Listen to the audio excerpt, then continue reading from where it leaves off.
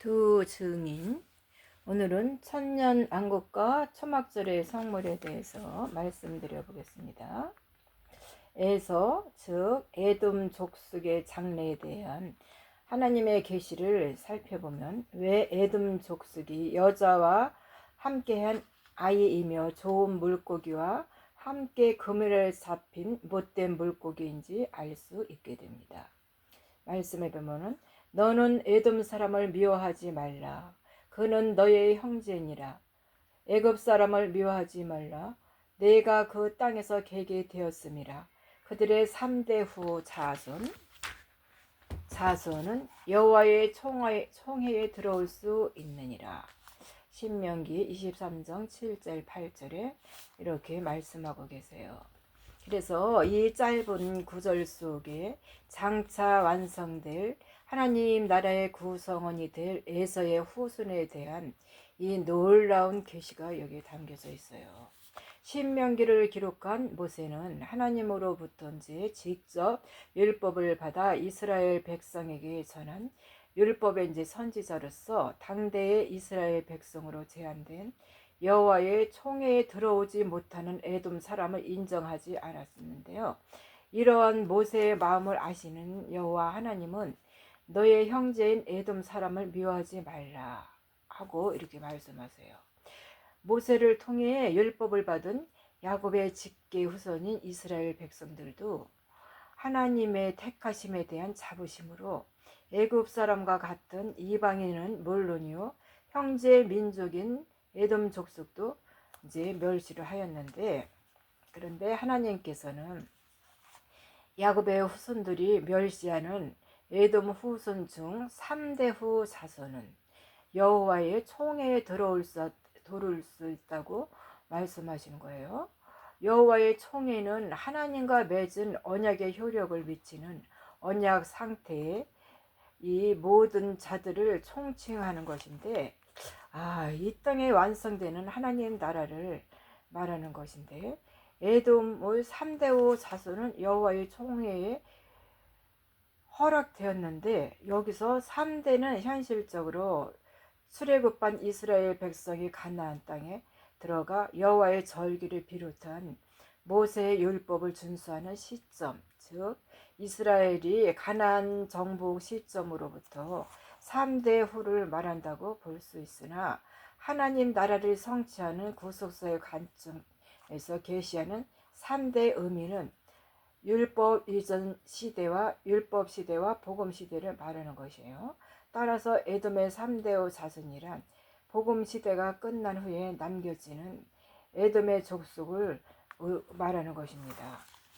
그래서 이 복음 시대가 끝난 후란 예수 그리스도의 공중재림과 지상 재림 때 하나님의 아들과 종들을 추수하고 또 끝내고 천년 왕국의 시대가 들어오게 이 때를 가리키는 것인데, 천년 왕국이 펼쳐진 때에 에서의 남은 자들이 여호와의 총회로 상징된 천년 왕국에 들어가 왕국 백성으로 만왕의 왕이신 예수 그리스도의 다스림을 받게 된다는 것입니다. 이 말씀해 보면은, 이 첫째 부활에 참여하는 자는 복이 있고 거룩하도다. 둘째 사망이 그들을 다스리는 권세가 없고, 드디어 그들이 하나님과 그리스도의 제사장이 되어 천년 동안 그리스도와 더불어 왕노릇하리라.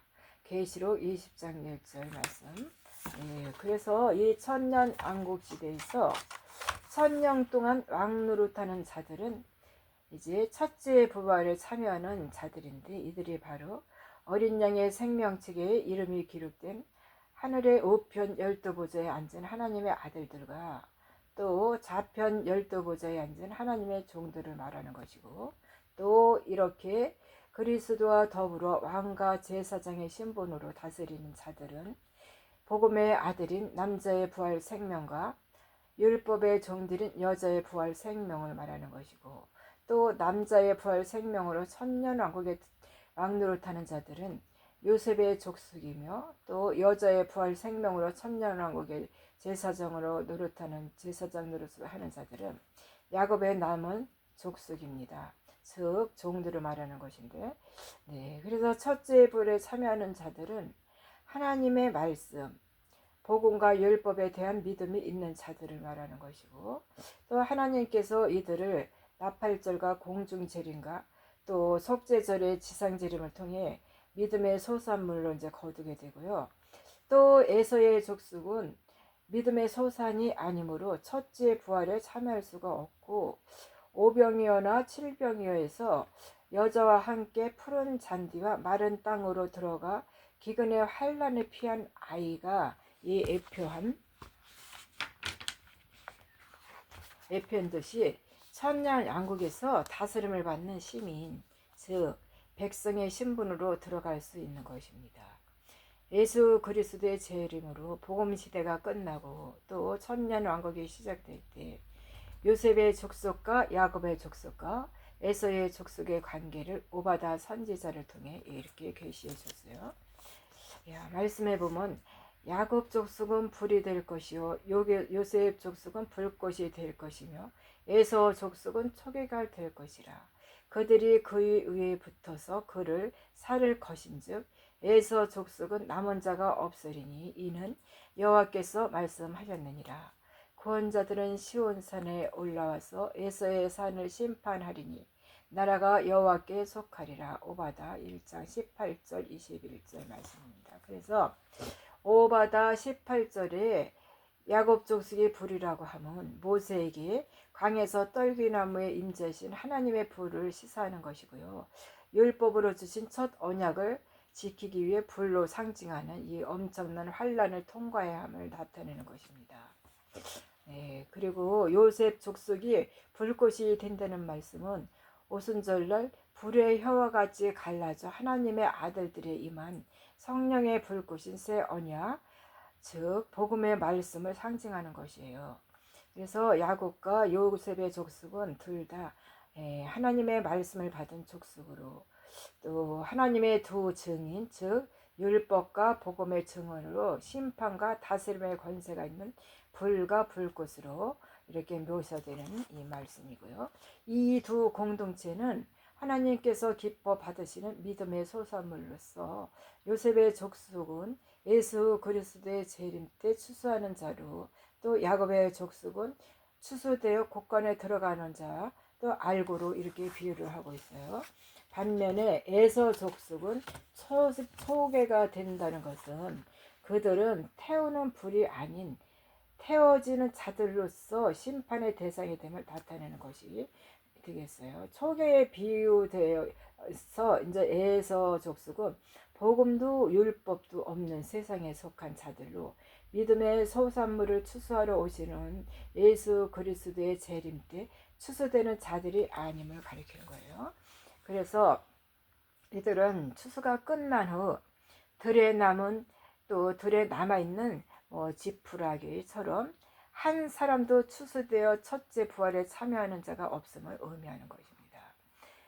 그러나 21절에서 구원자들이 시온산에 올라와서 에서의 산을 심판한다는 이 말씀은 무엇을 뜻하는가 하면요, 구원자는 주로 단수로 구원되어 예수 그리스도를 의미하는 것인데, 여기서는 구원자들로 복수의 사람들이 에서의 산을 심판한다고 증거하고 있어요. 이는 무엇을 말하는 것일까 하면은 이것은 천년 왕국 때에 에서의 후손들이 왕국의 백성으로 구원자들 고 그리스도와 함께 왕노릇하는 요셉 족속과 이들을 섬기는 야곱 족속의 이 통치를 받는 것을 의미하는 것입니다. 그래서 왕국의 백성으로 하나님 나라에 들어가는 에돔 3대의 자손들은 미혹하는 사단이 결박되어 활동하지 못하는 천년 동안 그리스도와 함께 왕노릇하는 자들에게 순종하며 바다의 모래와 같이 번성하게 된다는 것입니다. 그러나 천년이 차서 사단이 잠시 풀려나와 미혹할 때는 곡과 마곡의 백성으로 밝혀지는 천년 왕국의 백성들 중 많은 수가 사단을 추종하면서 그리스도와 거룩한 성 예루살렘을 대적하는데, 이때 하늘에서 불이 내려와 이들을 소멸하고 또한 이들을 미혹하던 마귀가 불과 유황불에 던지게 돼요. 그래서 말씀 보면은 천년이 참에 사단이 그 옥에서 놓여 나와서 땅과 사방 백성 곡과 마곡을 미혹하고 또 모아 싸움을 붙이리니 그 수가 바다의 모래 같으리니 저희가 지면에 널리 퍼져 성도들의 짐과 사랑하는 성을 두르매 하늘에서 불이 내려와 저희를 소멸하고 또 저희를 미혹하는 마귀가 불과 유황불을 던져지니 거기는 그 짐승과 거짓 선지자들도 있어 세세토록 밤낮 괴로움을 받으리라. 또 내가 크고 흰 보좌와 그 보좌에 앉으신 자를 보니 땅과 하늘이 그 앞에서 피하여 간 데 없더라. 또 내가 보니 죽은 자들이 물은 대수하고 그 보좌 앞에 섰는데 책들이 펴 있고 또 책들이 펴졌으니 곧 생명책이라. 죽은 자들이 자기 행위를 따라 책들에 기록한 대로 심판을 받으니 바다가 그 가운데서 죽은 자들을 내어주고 또 사망과 음부도 그 가운데서 죽은 자들을 내어주며 각 사람이 자기의 행위대로 심판을 받고 사망과 음부도 불못에 던져오니 이것은 둘째 사마 곧 불못이라. 누구든지 생명책에 기록되지 못한 자는 불못에 던져리라. 계시록 20장 7절 10절 말씀이 되겠습니다. 여기서 이제 사단으로 인하여 발발된 이 고과 마곡의 전쟁은요, 결국 믿음과 상관없는 천년왕국에서 살아 들어간 자들 가운데 끝까지 그리스도께 충성한 백성과 또 사단에게 미혹되어 대적하는 백성들을 그 행위에 따라 갈라내어서 심판하시는 하나님의 마지막 추수 작업이 되겠어요. 이렇게 마지막까지 감춘 악한 세력들을 드러내는 것은 악은 어떤 모양이라도 영원한 나라에 들어가지 못함을 보여주는 것이 되겠습니다. 곧과 이 마곡의 전쟁 후 천년 왕국의 백성들은 창세 이래로 예수 그리스도의 재림 때까지 추수되지 못하고 죽어 있던 자들과 함께 생명의 부활이 아닌 심판의 부활로 또 하나님의 백보자 심판대 앞에 서게 됩니다. 선을 행한 자는 새 하늘과 새 땅에 영원한 천국 백성으로 추수되며 악을 행하는 자들은 사단과 함께 영원한 불못으로 들어가 사망을 당하게 되는 것이에요. 천국 백성으로 추수될 자들의 명단은 다른 생명책에 기록되어 있으며 또 둘째 사망에 들어갈 자들은 여러 책들에 기록되어 있습니다. 또 여기는 행위의 소산물로 거두어지는 천국의 백성이 될 자들의 이름이 적혀있는 다른 생명책은 믿음의 소산물이 아닌 하나님의 아들들과 하나님의 종들이 이름이 기록되어 있는 어린 양의 생명책과는 다른 생명책이 되겠습니다. 어린 양의 생명책과는 다른 생명책입니다. 이와 같이 어린 양의 생명책에 기록된 왕들과 제사장들 그리고 다른 생명책에 기록된 천국 백성들만이 하나님 나라 즉 새 하늘과 새 땅에 들어갈 수 있게 되어 하나님께서는 태초에 창조하신 또 하늘과 땅으로부터 새 하늘과 새 땅에 이르는 하나님 나라의 완성을 위한 과정을 여호와의 7절기에 이제 계시해 놓았고요. 그렇다면 천년 왕국의 마지막에 곡과 마곡의 전쟁을 통해 거둬지는 또 천국 백성들은 하나님의 나라를 완성하는 여호와의 7절기 중 어떤 절기의 열매일까? 네, 6월절에 뿌려진 좋은 씨가 무교절을 거쳐 초실절에 부활의 첫 열매가 되신 예수 그리스도로 말미암아 추수가 시작되는데요.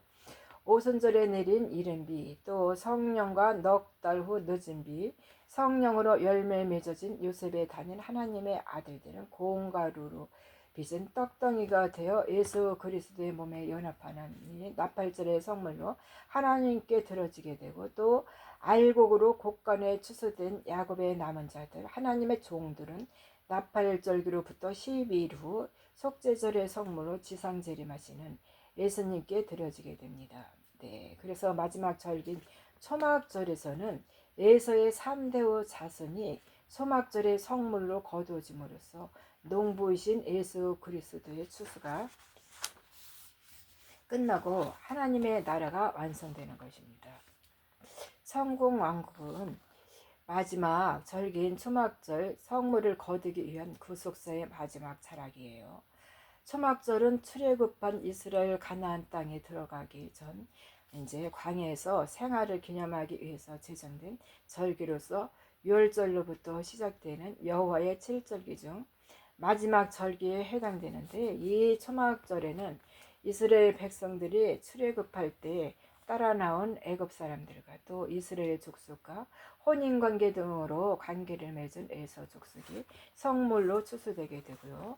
이는 출애굽한 이스라엘 백성이 광야에서 이제 초막을 짓고 생활을 할 때 애굽 사람들과 에서의 후손들이 함께 생활한 것을 짐작하게 되죠.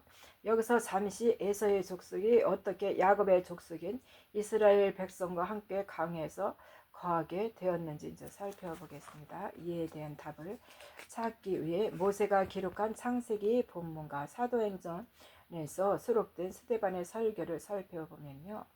말씀해 보면 야곱과 함께 애굽에 이른 자는 야곱의 자부에 의해 66명이니 이는 다 야곱의 몸에서 나온 자며 애굽에서 요셉에게 낳은 아들이 2명이니 야곱의 집 사람으로 애굽에 이른 자의 도합이 70명이었더라.